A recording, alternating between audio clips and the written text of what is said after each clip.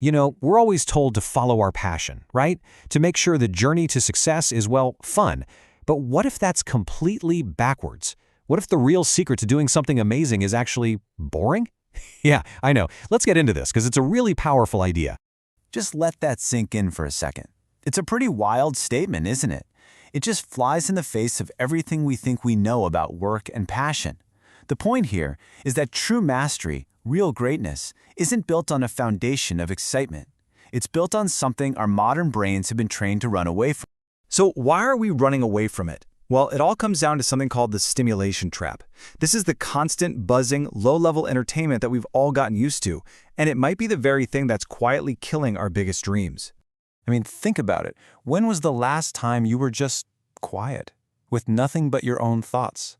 If you're in the car, you've got a podcast on. Standing in line, you're scrolling on your phone. This isn't our natural state of being. It's a new habit, and it's training our brains to be totally allergic to the kind of quiet focus that real, deep work actually demands. And there's a name for the chemical culprit here: dopamine addiction. See, every notification, every funny video, every new song on your playlist, it gives your brain a tiny little hit of this reward chemical. It feels good for a second, but it creates this vicious cycle where we're always looking for the next easy fix, which makes us avoid the hard, unglamorous work that doesn't give us that instant reward. And this is where we really have to get honest about our habits. That movie marathon you had last weekend, maybe it wasn't just relaxing. Maybe it was a passive escape from a problem you should have been tackling. That endless scroll through your feed, it's not just killing time, it's literally feeding an addiction. And having music on 24/7, sometimes it's just a way to drown out the deep thinking you actually need to be doing. Okay, so if being stimulated all the time is the problem, what's the answer? It's time to take back a word we've all been taught to hate and turn it into a superpower. Let's talk about the art of boredom.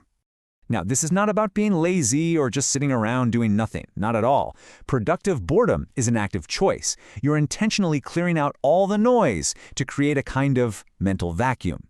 And it's in that quiet, empty space that your brain finally has the room to breathe, to connect the dots, and to focus like a laser on the one thing that truly matters. And look, this isn't some abstract theory.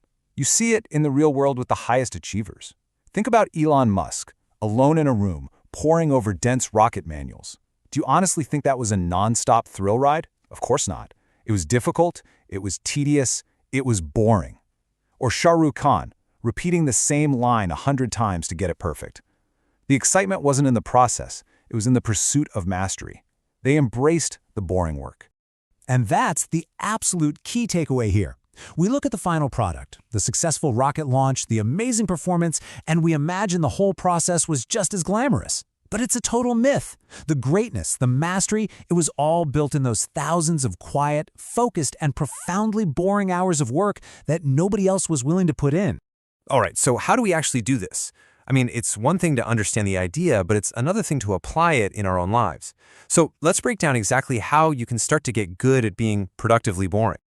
Okay, it's a simple 3-step process. First, you have to be totally honest with yourself. What is your escape route? What's the thing you immediately turn to when work gets hard? Is it YouTube, Instagram? Just name it.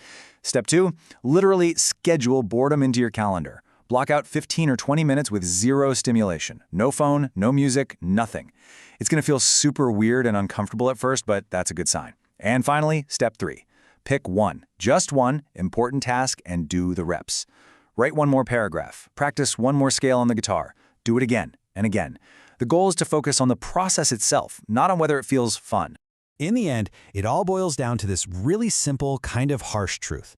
The work that actually moves you forward, the work that builds real skill, it's often monotonous, it's repetitive, it's boring.